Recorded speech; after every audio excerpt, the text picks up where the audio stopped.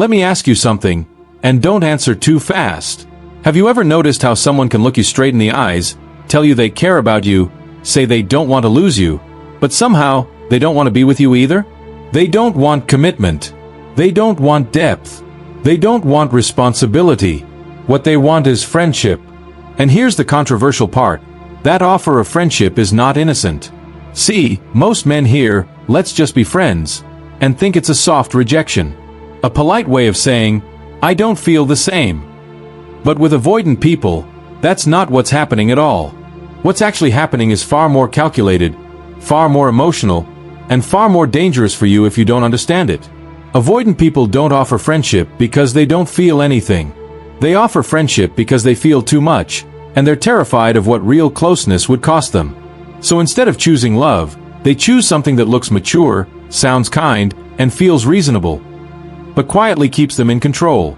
Friendship lets them keep access to your attention without having to show up emotionally. It lets them enjoy your presence without having to risk vulnerability.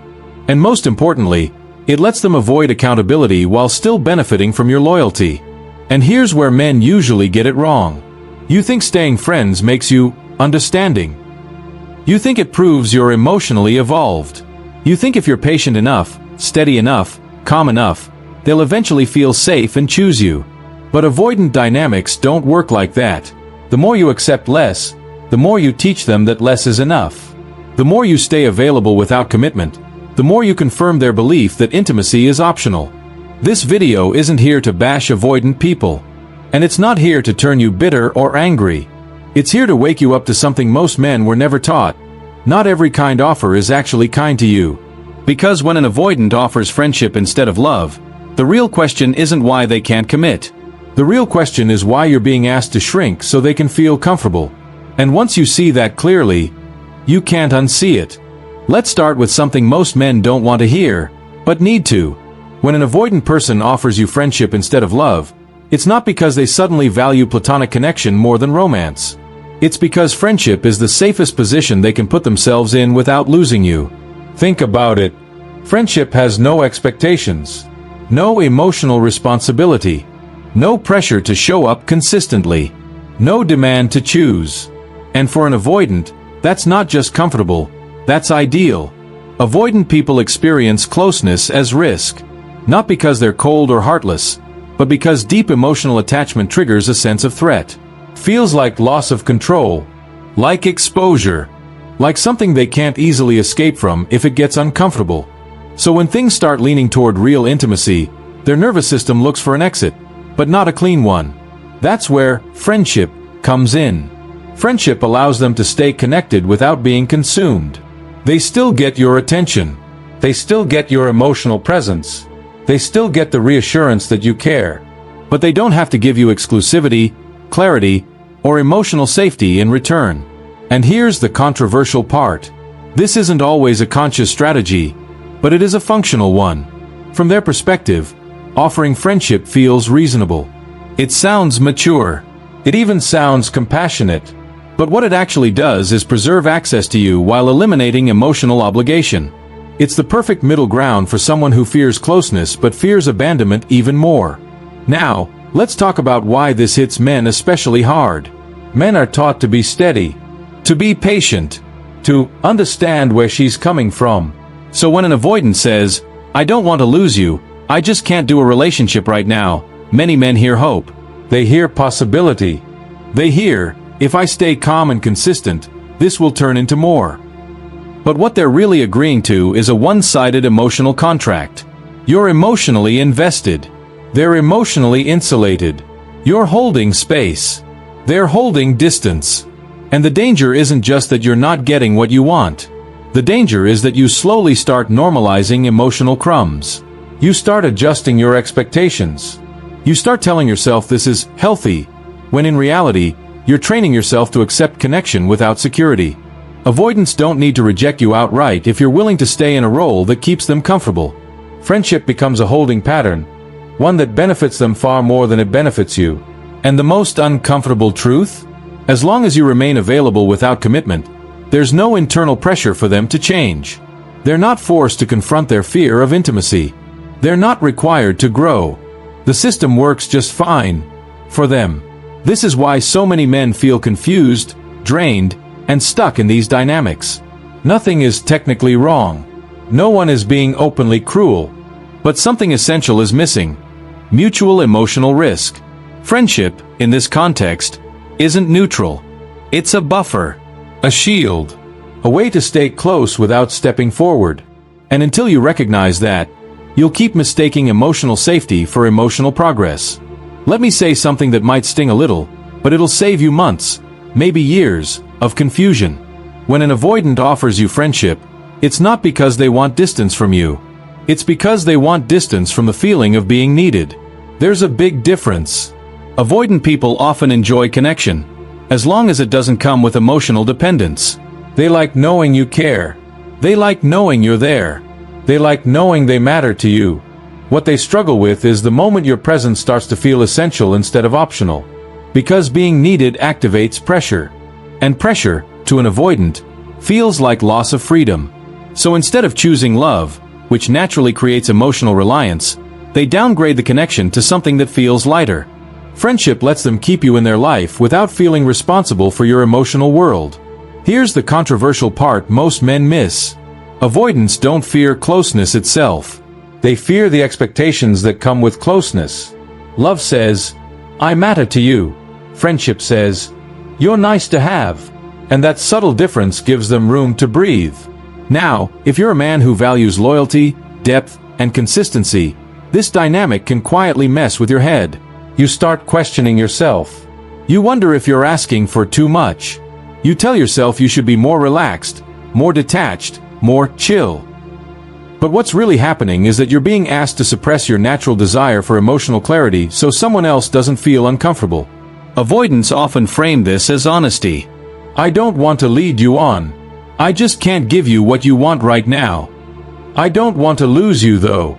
And on the surface that sounds fair. Even mature. But underneath it is a contradiction.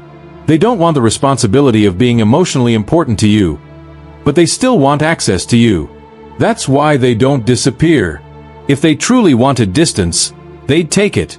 If they truly didn't care, they wouldn't maintain contact.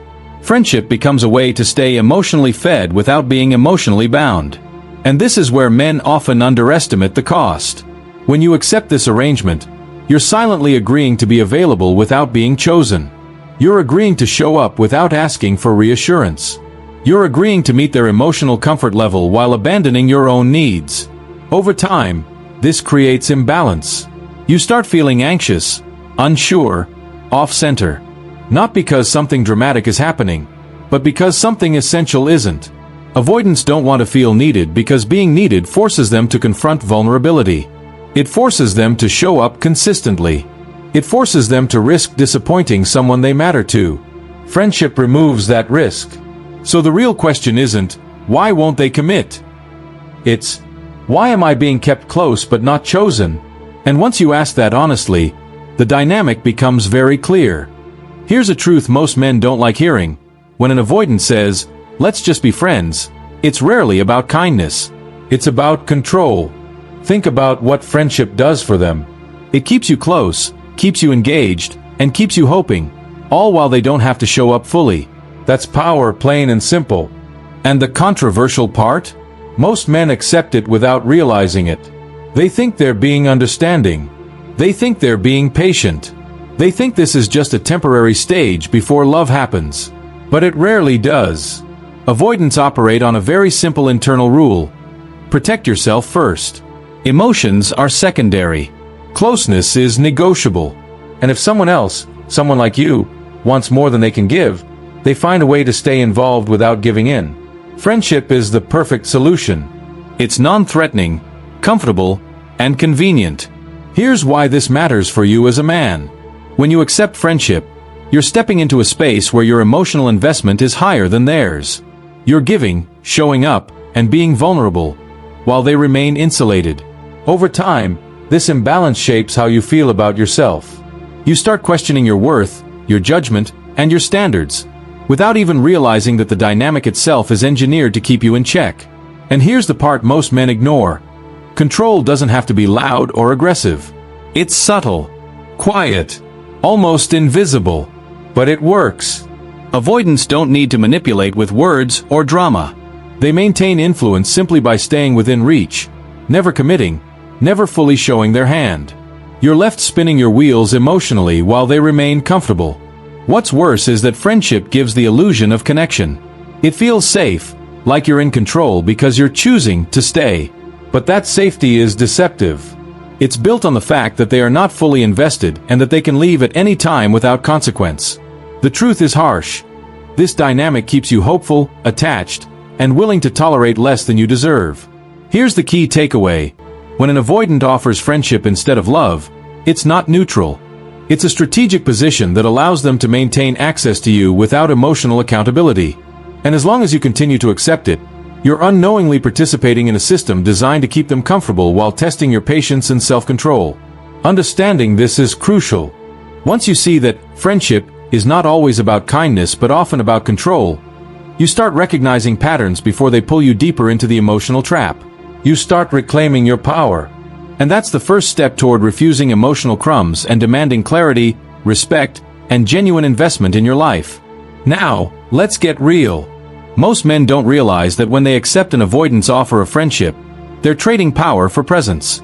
You think staying close, being understanding, and keeping the door open shows strength. But in reality, it's quietly giving your influence away. Here's the thing. Avoidants don't need to convince you with words or manipulation. You do the work for them. You willingly step into a role where your emotional energy flows toward someone who isn't fully committed, and in doing so, you normalize a pattern that keeps them comfortable, and you questioning yourself. That's the hard truth. Too many men fail to see this because they're caught up in the idea of loyalty. I'll wait. I'll be patient. I care too much to walk away. But caring doesn't mean sacrificing your emotional security. When you settle for friendship when you want love, you're effectively giving them control over how much of you they get. They aren't asking for your power. They're silently taking it because you handed it over without a fight. And here's where the wake-up call comes in. You're letting fear of rejection dictate your decisions. You fear losing them so much that you're willing to shrink your expectations, limit your desires, and suppress your emotional needs. That's not strength. That's compromise at the cost of your own self-respect. The advice is simple, but men rarely act on it. Recognize your worth, and stop allowing someone else's emotional limitations to dictate your happiness. Friendship is only valuable if it's balanced. If you're giving more than you're receiving, if you're hoping for love while settling for less, that balance is gone. You're not winning. You're quietly losing. This isn't about being angry at avoidance. It's not about blaming them for their fears. It's about waking up to the reality that staying in a friendship that isn't mutual is draining your emotional resources and eroding your confidence. You have to ask yourself, do I want someone who is fully in, or do I want a shadow of connection that leaves me unsure, anxious, and constantly questioning? And men, this is where most of you need to wake up. If you continue to accept crumbs of connection in the hope that someday it turns into more, you're training yourself to tolerate less than you deserve. You're teaching your heart that partial investment is okay, and that's not how respect, love, or power works. The harsh truth is this. Friendship from an avoidant is not always a gift. It's a compromise you're making without realizing the cost. Your responsibility as a man is to measure that cost, recognize when it's too high, and reclaim your emotional territory before you're left wondering why you feel so small around someone who should have elevated you. Wake up, set boundaries, and remember, true respect comes from valuing yourself as much as you value connection. If they can't meet you there, it's not about being too harsh or too impatient. It's about preserving your power, and that is something no one can take from you if you refuse to hand it over. Here's something most men never see coming. When an avoidant offers friendship instead of love, it's not just about keeping things safe for them. It's also a test, a subtle evaluation of how much of yourself you're willing to give while getting little in return. And the hard truth? Most men fail this test without even realizing it. Avoidants don't announce it. They don't hand you a checklist. They just stay consistent enough to keep you engaged, but distant enough to make you work for emotional security. And if you're willing to invest your time, attention, and feelings without clear reciprocity, you're already failing the test. The deeper the investment, the higher the stakes, and the more you're proving that you'll tolerate a lot to keep someone in your life. The controversial part? Many men actually wear this failure like a badge of honor. They tell themselves, I'm patient, I'm loyal, I'm understanding.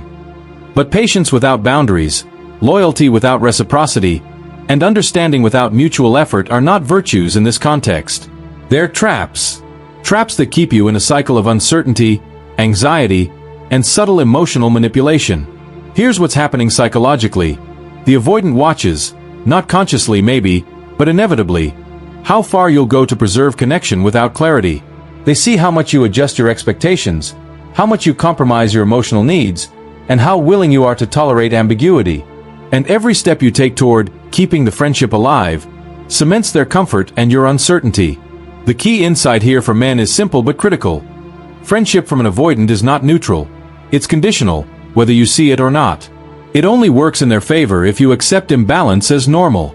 And if you don't recognize the test, you keep failing it over and over, draining your energy and self-esteem while thinking you're doing the right thing. So what should you do? The answer isn't dramatic confrontation. It's awareness, boundaries, and emotional clarity.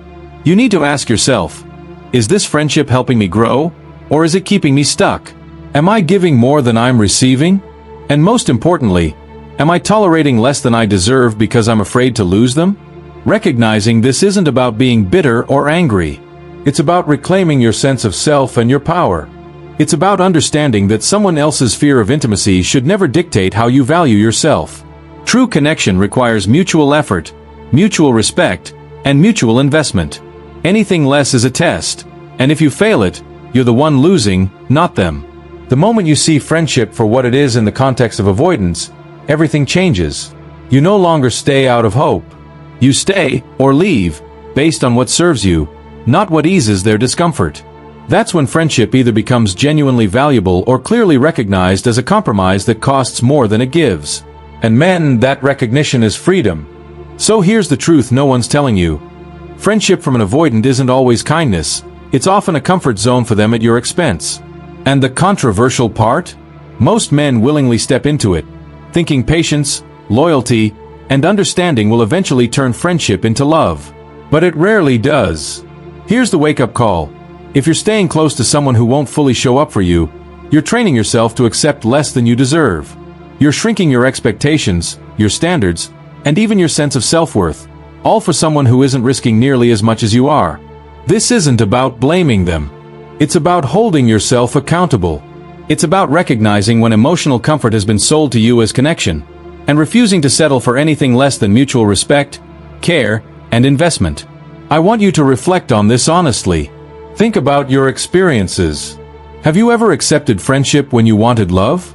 Comment below. I read every single one, and I'll reach out personally to connect, discuss, and help you see the patterns clearly. Because the real power doesn't come from hoping they'll change. The real power comes from understanding the game, and deciding that you won't play it on someone else's terms anymore.